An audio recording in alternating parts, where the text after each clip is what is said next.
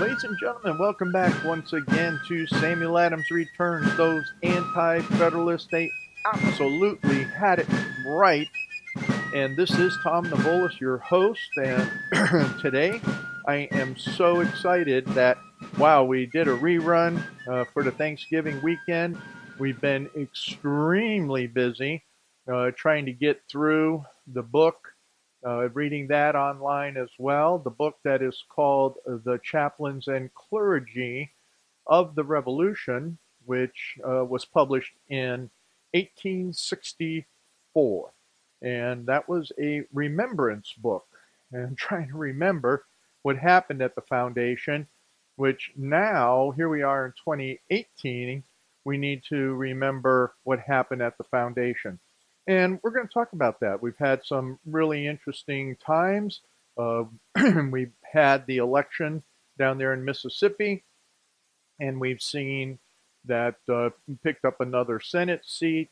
We're kind of going to talk about the peripherals of that, but we're going to talk today about definitely that we are already in a civil war.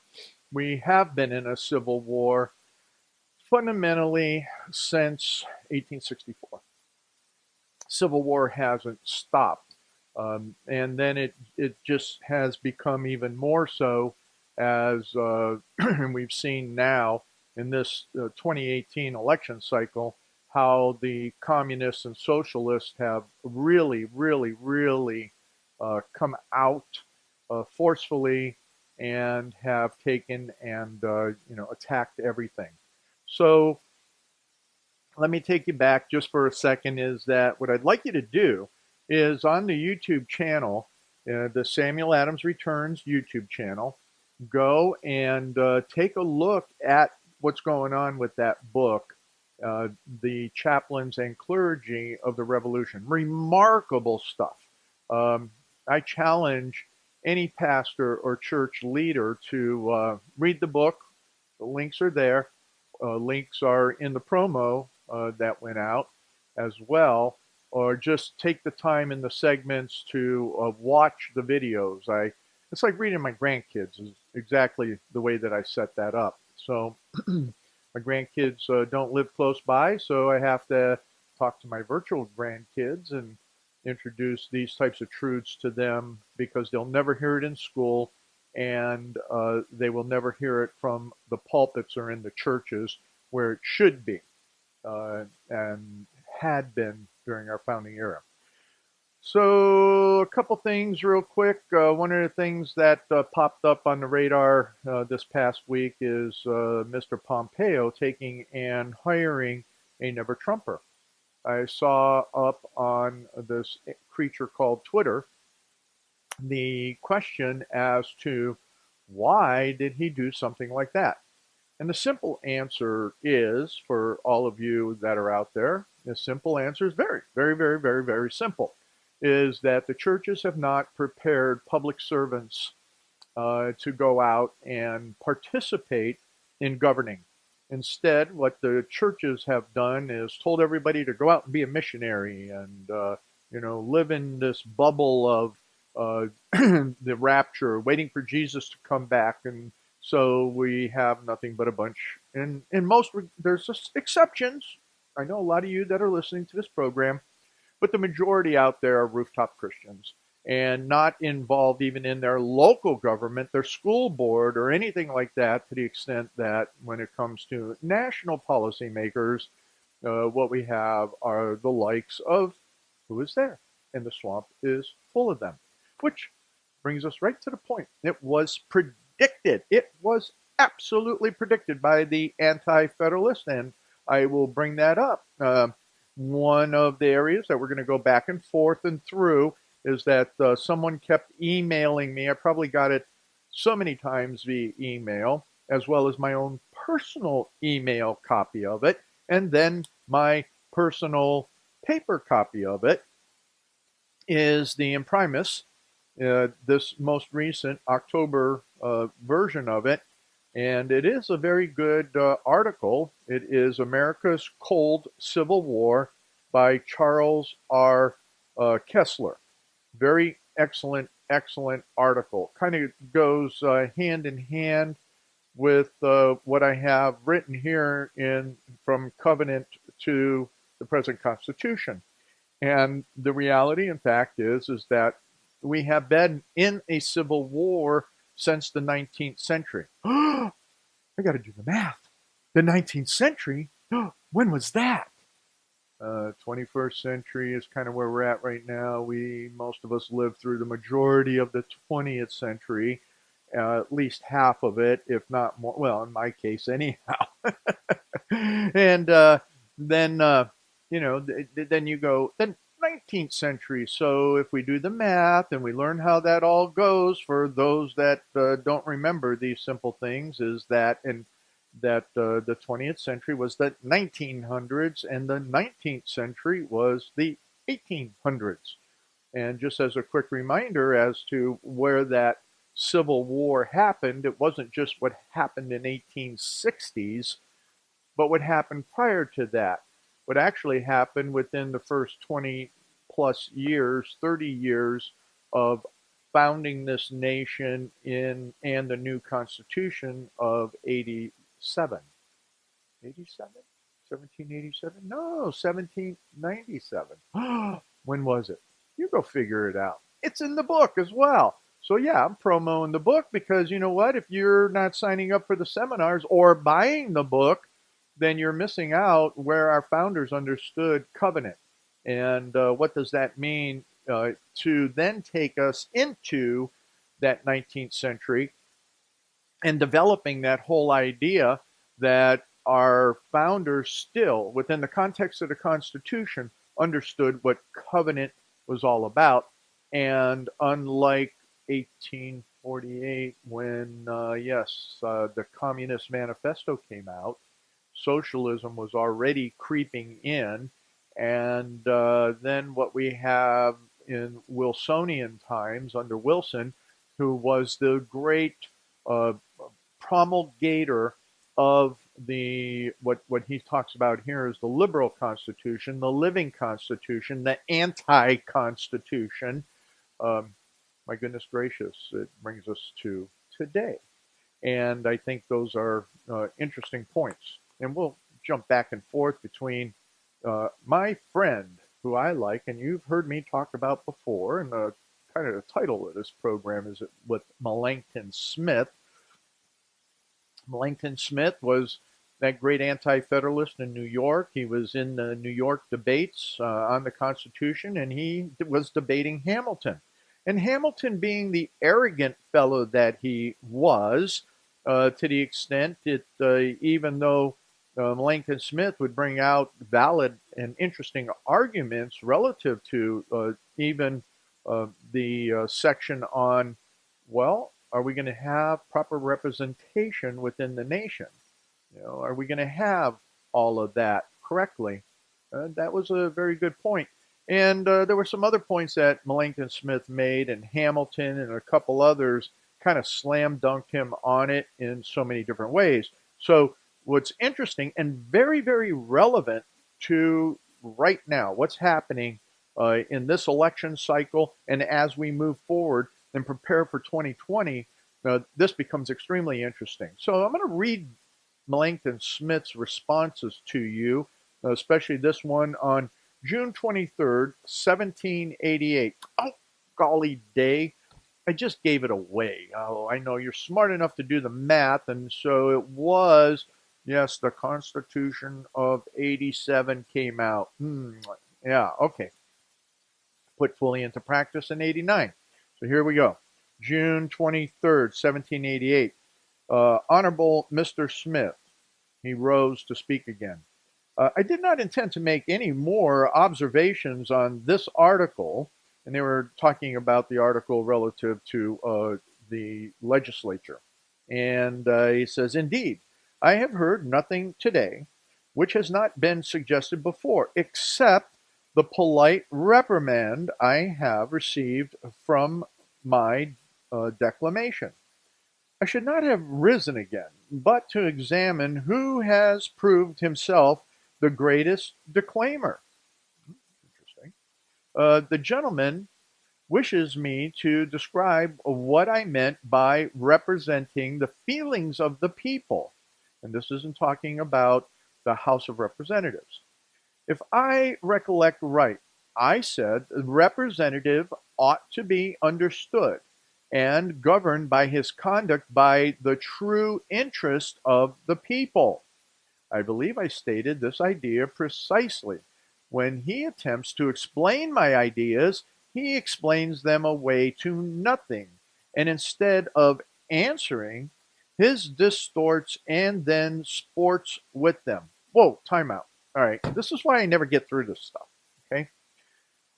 What is happening in Congress right now, right today, except that the Democrats, and in this case it was Hamilton, who's taking and doing what? Somebody makes a very solid point relative to what is true, and then you have somebody that gets up and does what? Attempts to explain my ideas. He explains them away to nothing.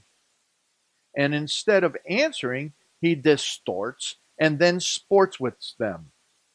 But he may rest assured that in the present spirit of the convention, to irritate is not the way to conciliate.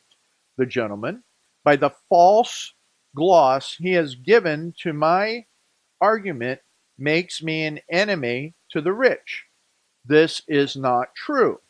All I said was that mankind were influenced in a great degree by interests and prejudices, that men in different ranks of life were exposed to different temptations, and that ambition was more peculiarly the passion of the rich and great. The gentleman supposes the poor have less sympathy with the sufferings of their fellow creatures, for that those who feel most distressed themselves have the least regard to the misfortune of others. Whether this be reasoning or declamation, let all who hear us determine. I observed that the rich were more exposed to those temptations which rank and power hold out to view, that they were more luxurious and intemperate, because they had more fully the means of enjoyment, that they were more ambitious because more in the hope of success. The gentleman says, my principle is not true, for that the poor man will be as ambitious to be a constable as the rich man to be a governor.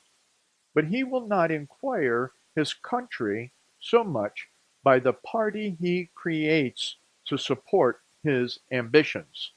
So what we have is, once again, right from the beginning of the arguments of the nation, was this idea of how do you toy with those in political power, of riches, of great ambition, in relationship to those lesser.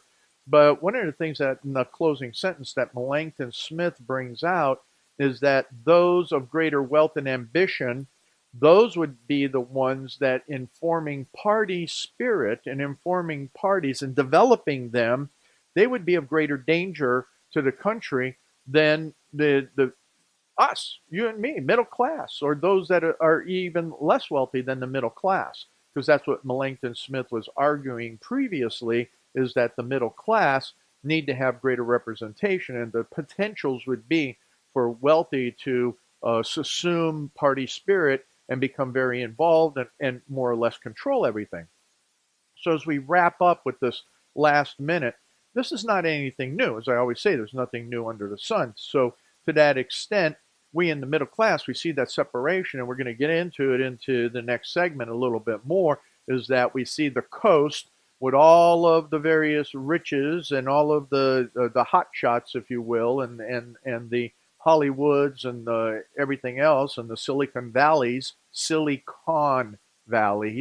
and what we have going on there, that then when you come to the middle and the heart of the country, we have to fight hard. And that's what we're going to be talking about in the third segment, is how we need to fight hard, because it's important that Sam Adams returns. And yes, ladies and gentlemen, those anti-federalists, they did. They absolutely had it right. Ladies and gentlemen, welcome back once again to Samuel Adams Returns. Those anti-federalists, they absolutely got it right. As we heard from the last segment, we're talking about Melancton Smith and his response in particular to Hamilton. And that what we heard in that first segment was that the statements of truth or statements of principle can be argued to nothingness. Not a new concept. Hamilton did that with Melancton Smith, no different than Adam Shifthead does that with everybody else. Or you have crying baby Chucky Schumer doing it, or you have the Pelosi lips. Anyway, that's not nice to talk about people that way. I know, I'm sorry, Lord. But the bottom line is these people's ugliness is not just at the surface level. And I'm kind of making for those on the radio, a thing around my face, because hey, I ain't the prettiest thing to look at, so maybe it's better just to listen to me on the radio than watch me on YouTube. But the bottom line on it is that nothing new. The whole way of arguing and disparaging and taking down an idea, a principle, has always been something in arguments across all of time. And what I wanted to also comment on is that you need to go look at the archives of this programming at samueladamsreturns.net. And that takes you a link to the samueladamsreturns.com as well. You can find where you can buy the books, as well as understand that right now we're still primarily on Liberty Works Radio Network. And Liberty Works Radio Network does work for your liberty. And I would suggest that you check out the other programming, because it's got a lot of good stuff, especially in the afternoons when you have your live programming on, especially in the markets there throughout the mid-Atlantic states. So check that out. And thank you to Liberty Works Radio Network for having this character on and filling these 2 time slots here on Saturdays.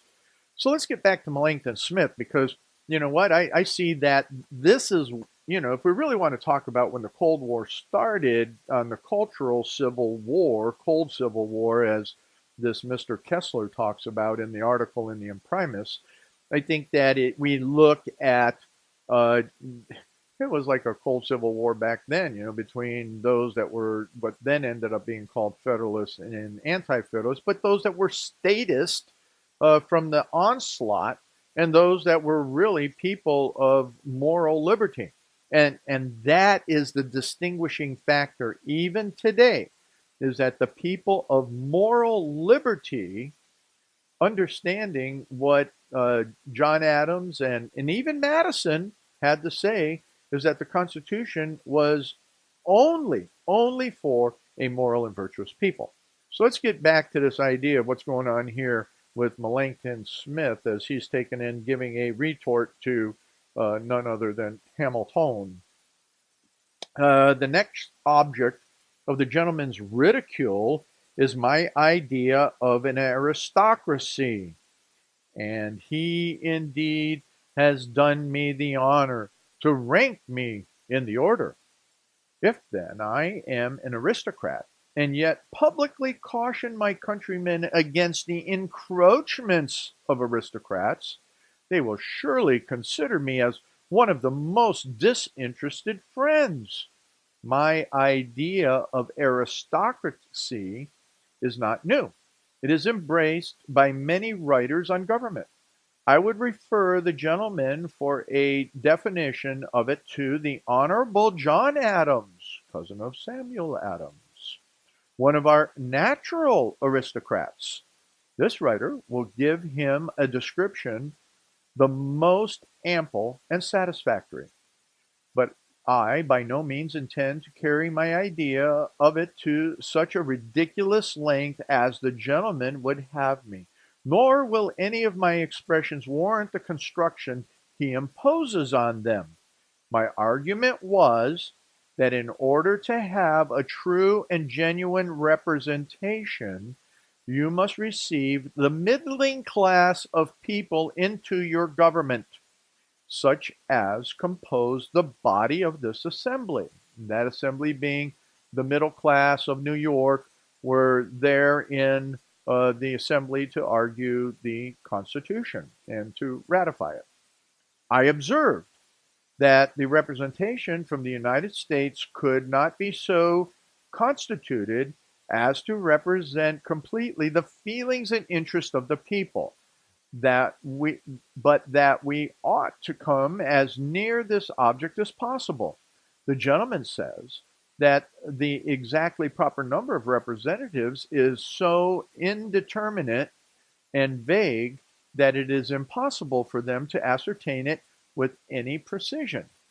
But surely they are able to see the distinction between 20 and 30, because at that time the argument was 20,000 or 30,000, one representative to 20 or 30,000 citizens.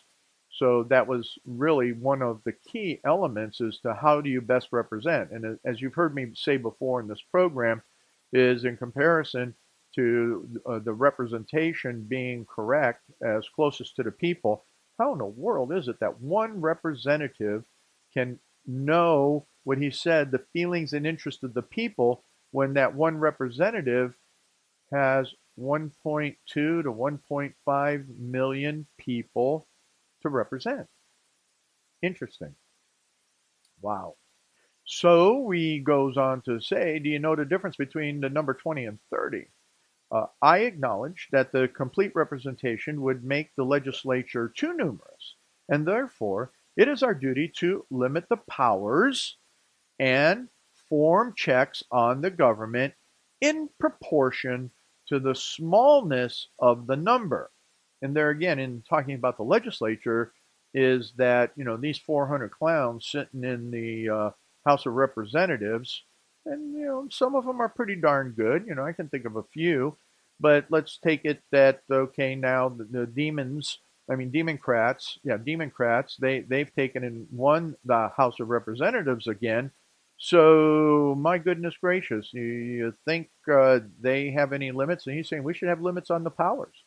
So continuing, the honorable gentleman next animadverts on my apprehensions of corruption. In other words, he's picking on him about this idea of corruption, and instances the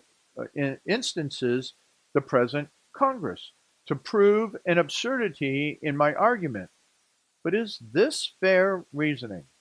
There are many material checks to the operations of the body which the future Congress will not have. And what was going on there is that even though it was very difficult to get something passed through the Articles of Confederation, Hamilton and such were taking and pretty much laughing at him about that, oh yeah, there's no corruption in the Articles of Confederation, right? Well, there may have been some, but the fact is that you couldn't get a lot of legislation through that body without, everybody agreeing to it. So that's what he was talking about there. There are many material checks to the operations of that body, which the future Congress will not have. In the first place, they're chosen annually, and that is under the Articles of Confederation, representatives were chosen annually. What more powerful check? They are subject to recall. Wow, wouldn't that be great on a representative to recall them? 9 states must agree to an important resolution which will not be carried into execution till it meets the approbation of the people in the state legislature. See, that was what was really important, is that the state legislatures had to agree within themselves before the national bill would be passed for spending of money. So it was really bringing government right down to the people in that better representative format. Okay, he goes on, admitting what he says, that they have pledged their faith to support the acts of Congress, yet if these be contrary to the essential interest of the people, they ought not to be ascended to, for they are not bound to obey any law which tends to destroy them. So that gets into a whole interesting concept about states' rights. All right. And let's see, he goes on. He's got two more paragraphs I wanted to be able to finish in these last 5 minutes of this segment. It appears to me that the economy, let me start that again. I'm sorry. It appears to me that had economy been a motive for making the representation small, it might have operated more properly in leaving out some of the offices which this Constitution requires. I am sensible that a great many of the common people who do not reflect imagine that a numerous representation involves a great expense, but they are not aware of the real security it gives to the economical management in all the departments of government. Man, he called it right there. Just right there. Why do we have the Department of Education, EPA, all of this other stuff? So he was calling it out right there. Even at that time under the Constitution, you got too many departments. It was already too big a government. The gentleman further declared that as far as his acquiescence extended, the people thought 65 a number fully large enough for our state assembly, and that's of New York, and hence inferred that 65 is to 240,000 as 65 is to 3 million. This is curious reasoning. That's pretty much what they were looking at for the House of Representatives at the time the Constitution was formed. I feel that I have troubled the committee too long. I should not indeed have risen again upon this subject had not my ideas been grossly misrepresented. So it comes back that we have to stand true in what is misrepresented in those types of things that we say, and we have to stand true on the grounded principles of what that is, and we have to argue them efficiently and appropriately. And we know that the enemy, the Democrats, the socialists, the communists within America, within our two-party environment, within this cold civil war that Kessler talks about, is something that is a real battle. And we're going to get into that in depth in the third segment.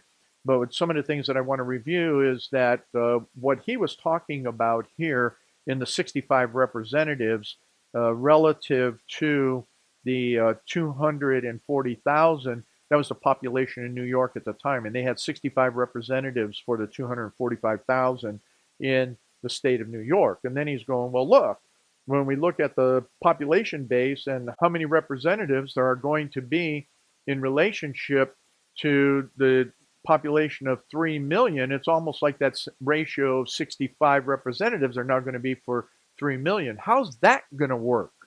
So that became part of the argument. And to the extent that what's really going to happen, and he doesn't even get into the Senate in this argument, but that becomes the even greater part that has been destroyed in so many different ways, especially by the 17th Amendment, which we've talked about in the past. And, always have to revisit that. But it comes down to, what are we going to do? Sharpen up, folks. Sharpen up. Sharpen up your arguments and get engaged in the conversation. And, it gets to that point, too. You got to know when you walk away. I was on a conference call today, and that was one of the points, is that when do you walk away? Well, there's times you're going to run into people that have no knowledge and just are emotionally fraught. There's just no other way about it. And so at that point, you have to say, you know what, I'm going to pray for you. I know you'll never understand what I'm talking about because you don't have a willingness to know Founder's truth. Then you just walk away and let them stew, yell, throw water at you. Hopefully it's not anything worse than that, but that's ultimately what's happening because we have a revolution going on. We have that. We're going to talk about that in the third segment. So as we close out this segment, remember you can look at the archives at samueladamsreturns.net because Samuel Adams is returned And yes, those anti-federalists, they absolutely got it right. And it all comes down to, are we a moral and virtuous people standing up against the evils as our founders did? Ladies and gentlemen, welcome back to this last segment of Samuel Adams Returns. Those anti-federalists, they absolutely got it right. And we've just been having a good time with Melancton Smith. He is, again, one of my, well, all of the Anti-Federalists are my favorites, but Melancton Smith was taking it on. He was just jumping in there. And you have to remember that by this time, by the time that New York was really going through their arguments and having their debates on the Constitution, the Constitution fundamentally based on the requirements of ratification was met. So they were arguing more to establish what should go in as some ideas around amendments, because at the time they already got the news that the Constitution, there were enough states that accepted it and ratified it, so that's all they needed. All they needed was the 9 states. They got them, and bing, bada, bing, the Constitution was going to go into effect. But it was not an exercise in futility. It was an exercise in principle and how governance should work. So very, very interesting when we look at representation. And key points that I want to bring out from this June 23rd discussion was the fact that, number one, there are those that will take a principled argument and render it down to nothing. Down to nothing. So there are those that are out there, especially those in modern times who really understand that Delphi technique, and they're going to put you in a corner and they'll call you names, they'll ostracize you, do all of those other types of things. But we have to have the intestinal fortitude when put in those situations, and that is to stand up and call them out. Wait a minute. Are you pulling that Delphi technique on me? Are you just trying to ostracize me and belittle me? Are you saying, based on your fact that you believe everybody has something important to say, that you're trying to put me in a box and in a corner and take me apart? Because, you know what, that goes against even the fundamental principles that you say you believe in. So, you know what? I think you need to rethink that, and you need to hear me out. And if you don't want to hear me out, then I think you should leave, because the rest of the people want to hear me out. So don't try to facilitate me out of existence, because your facilitation is developing a miscalculation and a lie relative to what we may be talking about. So that happens out there. And those are some of the things I'll get back into it. There's an archive program on Delphi. And, I know that there's other groups that do seminars and all those other training sessions on Delphi technique, but it'll be something we get back to somewhere in here. Let's see. Next lesson learned. Next lesson learned was that how things get misjudged and where prejudices are. And in that was the argument about aristocracy and the aristocrat. And that it was interesting how the gentleman ridiculed Mr. Smith for being an aristocrat, and yet here's Smith that was talking against aristocracy. And his point on that being that those with power and those with money have interest only to gain more power and more money. And the counter argument that the gentleman made was that, well, the poor want to be a constable. The poor want to do, this, that, or the other thing. And the reflection, which we have seen in this 2018 election more than ever before. We've talked about the Republicans and the establishment and all of that. Everybody yaps about it. They talk about it all the time.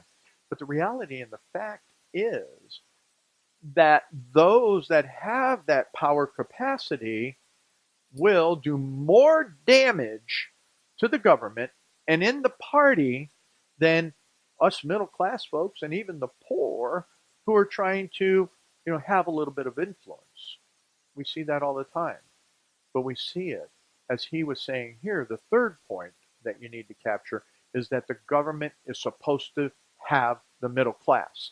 And as I mentioned in the first segment, and which Kathy and I have talked about, and I'll mention it again, is that, you know what? We need to get the churches actually educating again that we don't need just to be running out to a mission field somewhere else.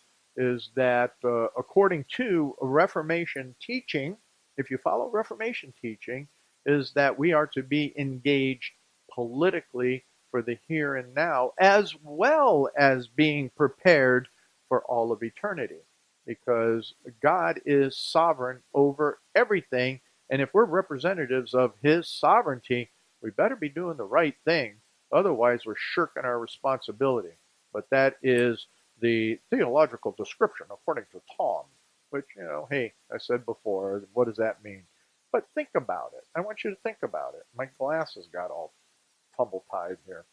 So then he goes on to the fourth point that we need to do something about. So closing out that other point is that, go and get your pastors to read the book or watch the videos on Chaplains and Clergy of the Revolution, because 95% of the pastors in America are not doing what would hold America as a moral and virtuous people engaged in good government. Okay, so then he just closed it all out with representation. You got to understand that the real First Amendment, it never fully ratified. And the real First Amendment was that about 30,000 people with one representative. But, here we are, million plus with one representative. So where's that leave us? That leaves us with a few kind of cycle rounds and chats about what this article is here with Mr. Kessler. I do like it very much. There is the critical components of what he has to say. I think from an educational perspective is that during that time of Wilson, and always, as I've mentioned before, and I talk about in the seminar in the book, is that what we've seen is that the progressive movement actually started in the mid to early 1800s. Remember, Fabianism and all of that was even prior to our friend, well, he's not our friend, that, leader of the communist movement, Karl Marx, and that we have to understand that Sam Adams, in particular, said that everything that you would look at for utopianism is unconstitutional. And that was under the English Constitution when he wrote that. So when we come to here, this is nothing new. The battles are nothing new. It's just that we have this complexity of the reality that the enemy is using our Constitution against we who understand the truisms of it as a moral people. And that is because they want to do their own thing. I really like a couple of the statements he says in here about Wilson, and that he looked at it from the Darwinian perspective. He called the Founders Constitution the Newtonian, and he called his ideas of the new Constitution Darwinian. Very, very interesting. What that means is they threw God out. Like that, they threw God out. So you throw God out, then it becomes godless all along. Ooh, that throws morality out. Ooh, that throws out everything that was preached during the Great Awakening that established a foundation for these United States and to have the revolution against tyranny. Tyranny. What you have under these new ideas from Wilson and before is actually tyranny. You got to understand that. He doesn't talk about it. This guy's really nice. I like the way he writes. He's really nice. I'm pretty like punch in the nose type thing here. And but I guess you need nice people to be able to describe this, because people listen better to nice people than they listen to people that want to punch them in the nose with reality and truth, because it hurts. So Kathy just gave me the 5-minute signal here, and we have to kind of jump through a couple other ideas that I wanted to talk about with this guy. He talks about all of the uh, conservative contrasts to those of the liberals. And one of the important things that he said, and what I like out of the whole, I guess, the culmination of where we are today, is that he talked about in a previous book that he wrote, is that the left had only a couple places to go, and one of those places to go is that they had to radicalize. They either had to dissolve or radicalize.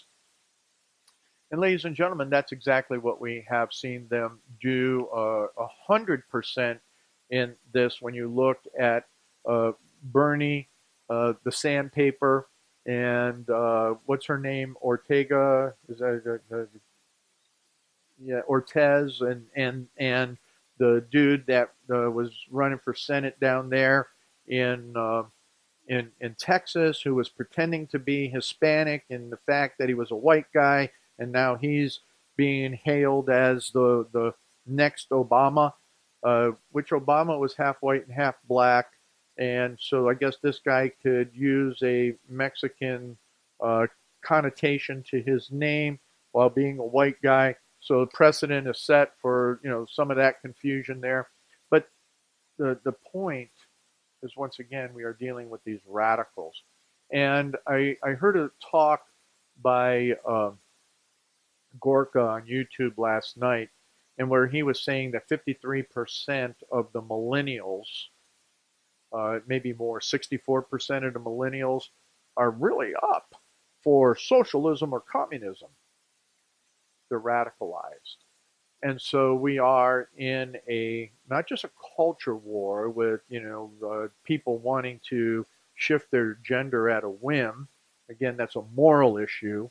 But where we really are at in that whole radicalization is, what does that mean from taking Wilson's insanities that I've talked about?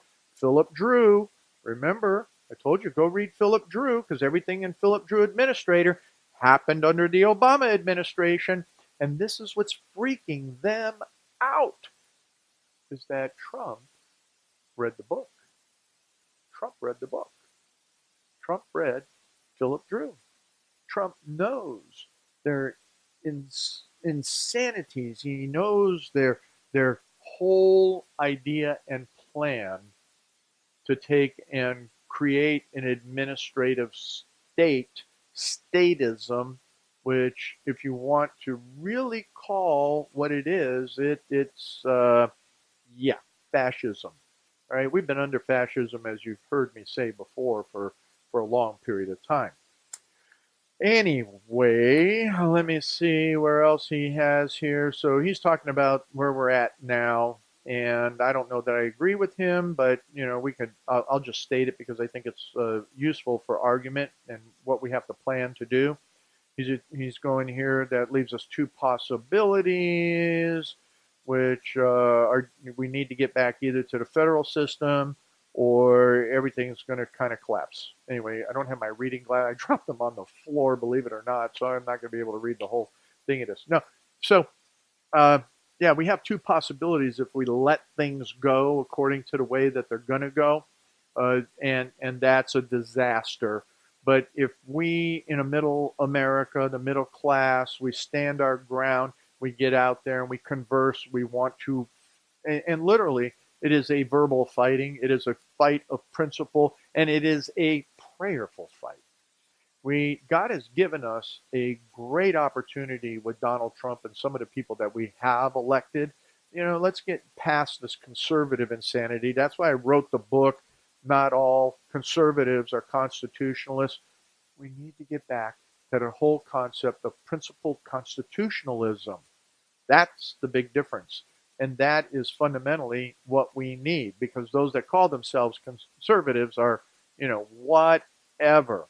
So this is our battle, ladies and gentlemen. And so what do we need to do? Not only do we need to get boned up, but you need to get engaged. You need to get your feet on the street. You need to take, and if you have to, go in there, if you're allowed to, sit in on what's happening with the Republicans. You need to develop your next set of candidates, especially those that are going to be running for, yes, the schools. You need to replace every one of the people on the school board with constitutionalists, because that's what Sam Adams said we should have in our educational system. And we'll come back next week when the Anti-federalists, yes, they did. They got it right.